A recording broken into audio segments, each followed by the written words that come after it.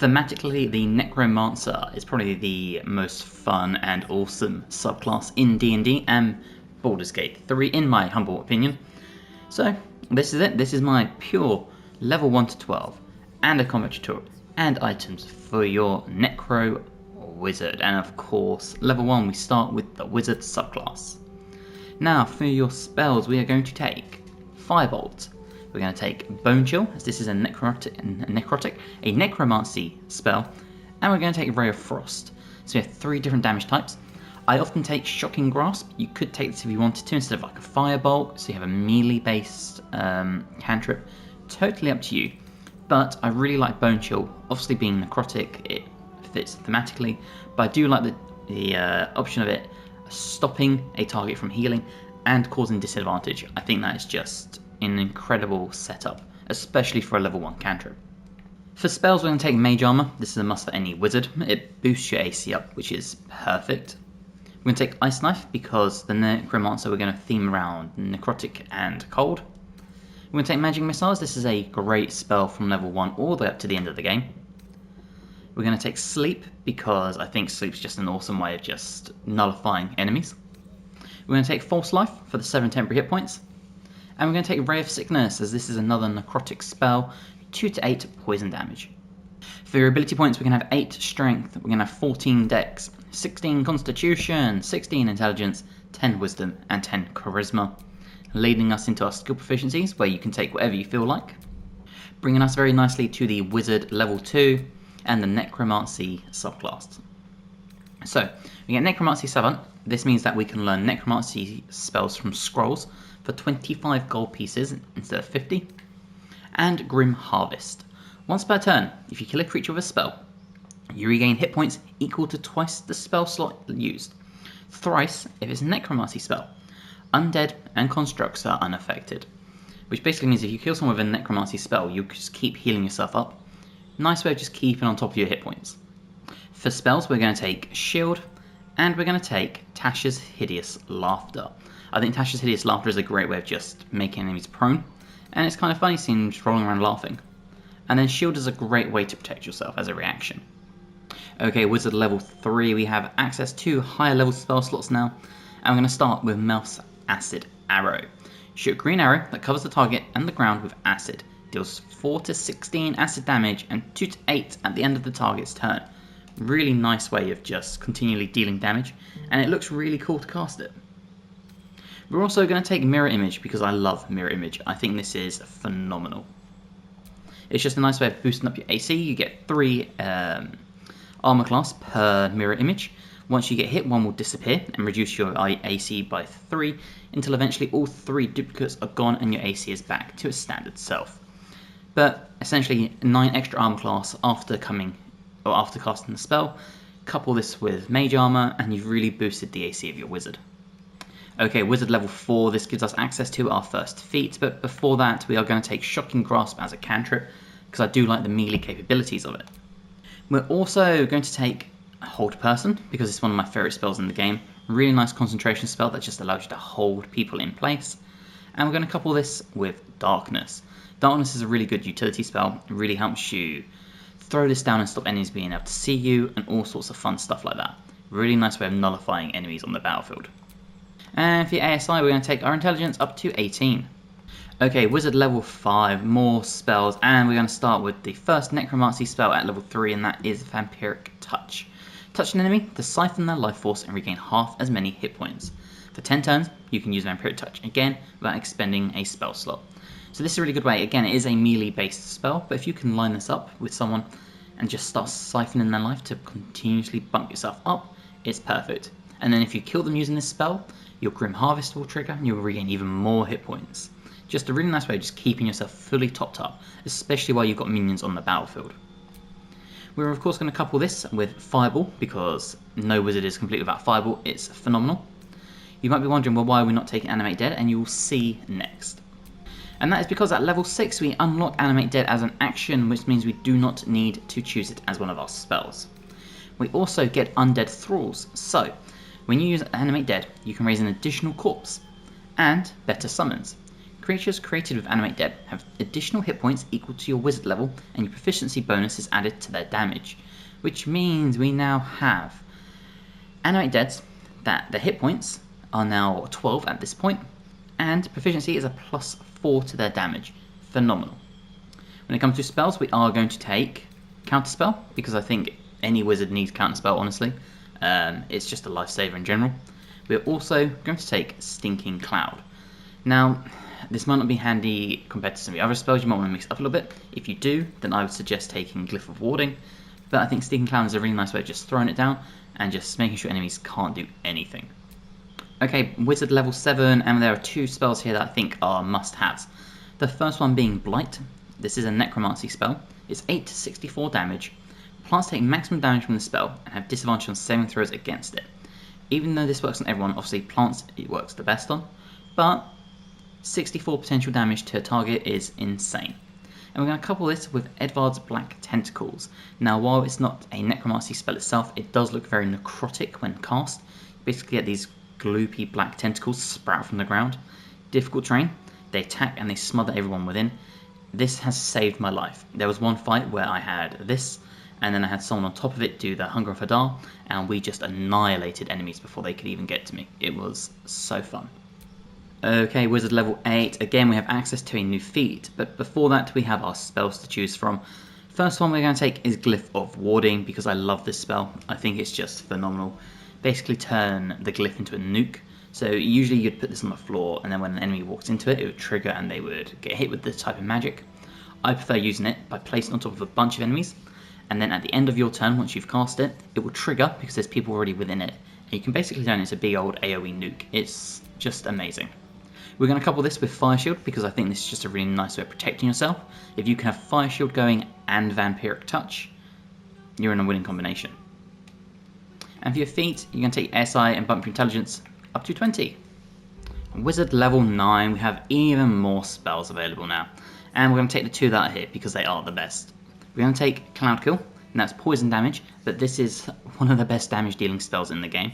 Huge AoE that does 5 to 40 poison damage, and then once it's cast and you concentrate on it, you can recast it for free to move it.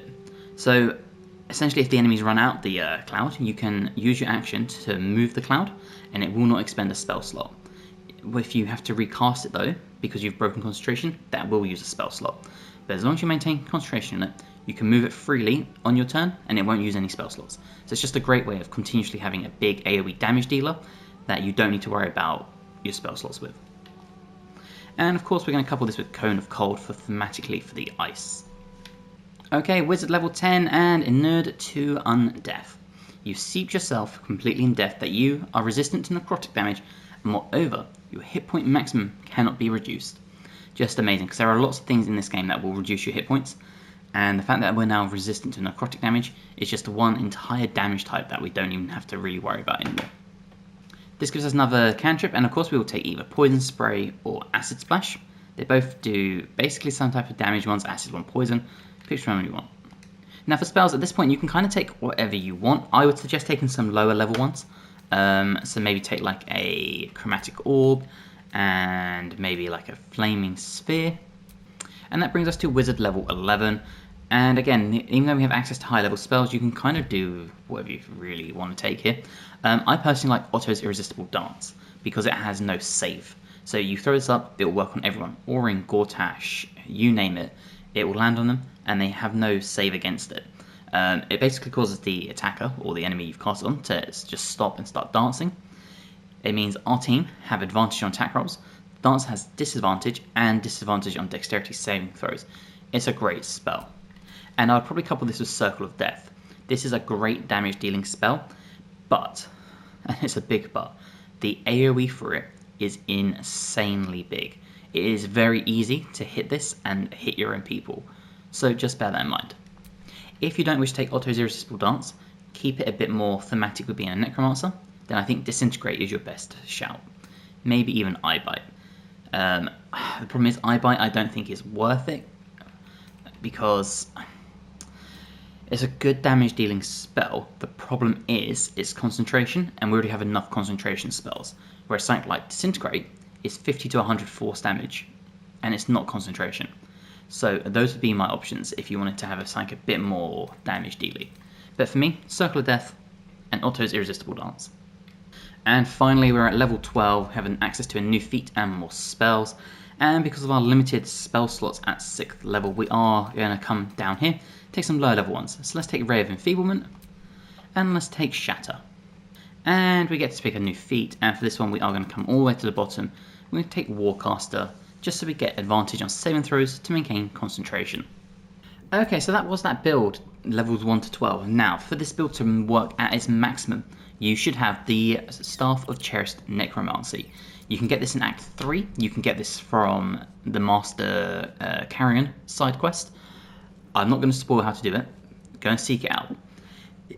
If, for whatever reason, you haven't got access to it, or you've locked yourself out of it, I'm going to give you an alternative. But the way this build works the best, and with any Necrotic or Necromancy build works the best, is with the Staff of Cherished Necromancy. Please bear that in mind, because it gives you so many good things. Get disadvantage on saving throws against Necrotic spells on your enemies, which means they automatically fail a bunch of stuff. And when you kill an enemy with a spell, you absorb its energy, which means you have Life Essence, and Life Essence allows you to cast Necromancy spells without using a spell slot, which means you can technically have unlimited Necromancy spell slots. It's amazing. Absolutely amazing. Please go and seek out the Staff of Cherished Necromancy for this build. But if you've locked yourself out of it, or you haven't got it, whatever, then these would be your options, in my opinion. We're going to take the Cloak of Displacement, which means we, at the beginning of our turn, the Cloak will activate and give disadvantage on attack rolls, which is perfect, helps us maintain concentration, helps us stop taking damage. We're going to take the Disintegrating Nightwalker, as this gives us Misty Step and ensures we can't be enwebbed, entangled, or ensnared, can't slip on ice or grease. We're going to take the Robe and the Hood of the Weave. These are great because they add +1 bonus to your spell save DC, and when we save a saving throw, we regain 1 to 6 hit points, and it bumps our armor class up by 2. The Hood of the Weave, sorry, I can't quite remember what it does. I also seem to have misplaced it, don't know why, but make sure you pop that one. We're going to take the Brace of Defense, so again, +2 bonus to armor class, as long as we're not using a shield or wearing armor, and of course, as you can see, we are not. We're going to take the Snowburst Ring, so when we deal cold damage, we also create a 4.5 meter circle of ice around the target, which is really good, because if you do this on a melee character, they have more chance of slipping as soon as they try and start walking. We're going to take the Spellcrux Amulet, because this gives us a spell slot restoration. And if you haven't got access to the Staff of Cherished Necromancy, make sure you take Marker Share. Kind of does a similar thing in terms of you can use Arcane Battery to get a spell slot for free, but the Staff of Cherished Necromancy is exactly the staff you want for this build. Okay, let's go find some combat and we'll get this going. Okay, now, before we get into any sort of combat, as soon as you leave camp, there are a few things you're going to want to do. First things first, we're going to cast Mage Armor. Now, Mage Armor will be in your armors here, and then we're just going to do this, and now we have extra AC. Mage Armor is a must for any build. We're also going to use Dense Macabre. Now, this will summon 4 ghouls, and the way we get this is that there is a quest that you can start in Act 1, looking for the Book of Tay, and you complete this quest in Act 3, so it is a long haul. But once this quest is completed, if you accept the benefits of the book, not only do you have access to Dance Macabre, which gives you 4 ghouls on the battlefield, you also gain 20 temporary hit points when you leave camp. Now once those temporary hit points have been gone, or whatever, you could come back in here and you could do a False Life, and just give yourself some more hit points. We'll just do it at level 1, just to buff ourselves up a little bit. Okay, now once you have found some corpses, you can obviously, as a Necromancer, do animate dead. So I'm going to come in here and you get options. You can have a flying ghoul, you can have a normal ghoul, a skeleton, or a zombie. We're going to take the zombies. We're going to cast it at level 3, because I think there's only 2 corpses here at the moment. But just as a demonstration, we'll do you and you. In fact, there's actually 2 corpses, or 3 corpses. But I don't want to waste a spell slot summoning 4 when I can only do 3. As you can see there is our choices. And now what we can do is we can come in here and we can start casting some spells. Now let's say combat has triggered. Circle of Death is our big damage dealing spell. And we'll place it here and you can see just how bad it is. There you go. As you can see, we cast it and it hit most people here. Now ideally you are going to want to do that in the midst of combat, however I thought we'd get the attack in early so you can see just how fast spread it does. We targeted the barbarian at the back there with the axe, but we hit the 2 front people as well. So when I talked about how big the AoE is in this build, you can see exactly just how wide. And of course your ghouls will move on its own. They have the chance of paralysing and they do a huge amount of damage. And as you can see, they will also trigger reactions for opportunity attacks. And continuously just move on their own, and your ghouls will start to just wipe people out. They are very, very powerful. Now the ghouls there are from your Dense Macabre, and then at the end of the turn order you can see we have the 2 newborn zombies. They are also very powerful.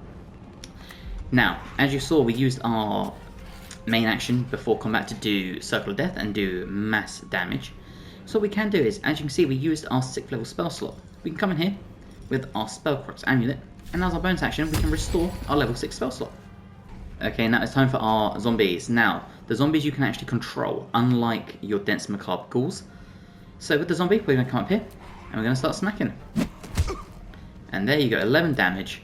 So the damage output by them isn't the strongest, but when you've got a bunch of minions, like we have 6 minions on the battlefield, if every hit lands at least 10 damage, that's 60 damage extra a round. And as you see, the ghouls will start hunting down people and begin picking off your enemies one by one. And again, hunting down the enemies, just swarming them, and it's such a good way of just annihilating enemies without them even getting close. The ghouls and the zombies are so good at protecting their quote-unquote master. Now, obviously we did use a high-level spell, but we restored the spell slot. Now, if you're using the Mark Share, you can turn on Arcane Battery. And now we have a free spell to use again. And for this one, let us take... we'll do Cloud Kill. We will upcast it to level 6, because why not? And we're going to throw this bad boy up here. And there you go. We have done 18 damage to them and 15 damage to that one. And now we're concentrating on the Cloud Kill, which should be in this area. I'm not quite sure why it's not showing on the screen, but you can see we are concentrating on it and that they took damage from it. And then as a bonus action, if you want to, you could Misty Step out of the way, all that fun stuff. Now what's really fun about the zombies is if they kill an enemy, and they will cause a newborn zombie to be summoned, which means your summons can keep increasing the more your zombies kill. Now this doesn't work for the ghouls, as you'll see with the sorcerer or the wizard down here. The ghouls will just outright kill people. The zombies will cause more zombies to become summoned. As you see, another 25 damage from Cloud Kill. And 34 damage that time from Cloud Kill. A little help. And there you go. Now, because the enemy was hit by a normal zombie on that turn, you can see that the ghoul now killed it and it caused another zombie to be arisen. So if you can get your zombies to lay attacks in on everyone to make them really weak and then finish them off, your horde will continuously grow and grow. But you have to make sure they are hit by a zombie within close proximity to the death kill. And like I said, they will just start hunting down people, paralyzing, clawing away, doing the crits. The zombies and the ghouls are just phenomenal. Okay, now as I said, you can reposition your Cloud Kill and it will not use your spell slot. So we could just come up here and we could recast it to here. Unfortunately, it will put us in the proximity, but just an example, you could just recast it. It won't cost you a thing. However, we are going to start showing off a few more spells we have because we might as well. And the first one is going to be Edvard's Black Tentacles. Now, as I said, this will cause enemies to become stuck and prone. So, can we cast it somewhere helpful? If we cast it here,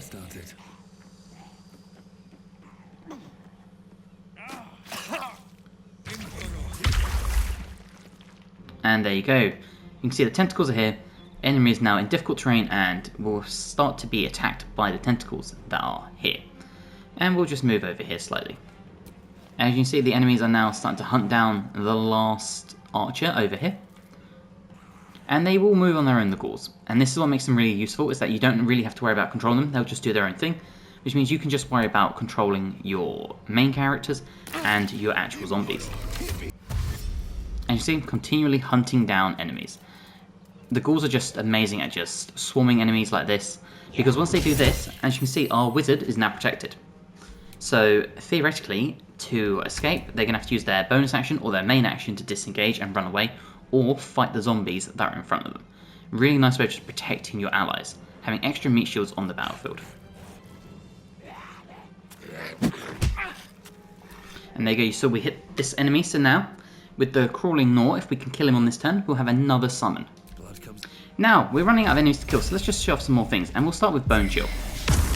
Now, unfortunately missed, but that's okay, because my ideal thing, I wanted to close the distance to do a different spell, but not quite. And there you go, we have another newborn zombie, so now our summons are even higher. If you can do this during a big battle, you are going to have such an army on the battlefield, it's going to be crazy. And again, you see all our summons just swarming the last remaining enemy. And this is what makes the Necromancy subclass so good, is you can really save a lot of your spell slots, because if you get your summons set up like this, where they just continuously summon new summons, you can really just throw down your cantrips and then just watch your army grow. We finished that fight with 1, 2, 3, 4, 5, 6, 7, 8, 9 summons on the battlefield. Now unfortunately they will begin to die off, but your ghouls do not suffer from that penalty. So all you really need to worry about is continuously doing Animate Dead. And it's pretty easy to raise some corpses once you find some. So that was my Necromancy build, levels 1 to 12. Again, you ideally want to use the Staff of Cherished Necromancy. That takes this build to a higher level. But you can see just how much damage you can do with still a high level spell. A high level staff. So if you've enjoyed, please drop this a like, it helps me amazingly. If you're new and not subscribed, if you'd like to, that would also be amazing. Let me know in the comments below what you do differently, what you change, what other items, what spells. And hopefully, I'll see you guys in the next one. Bye guys.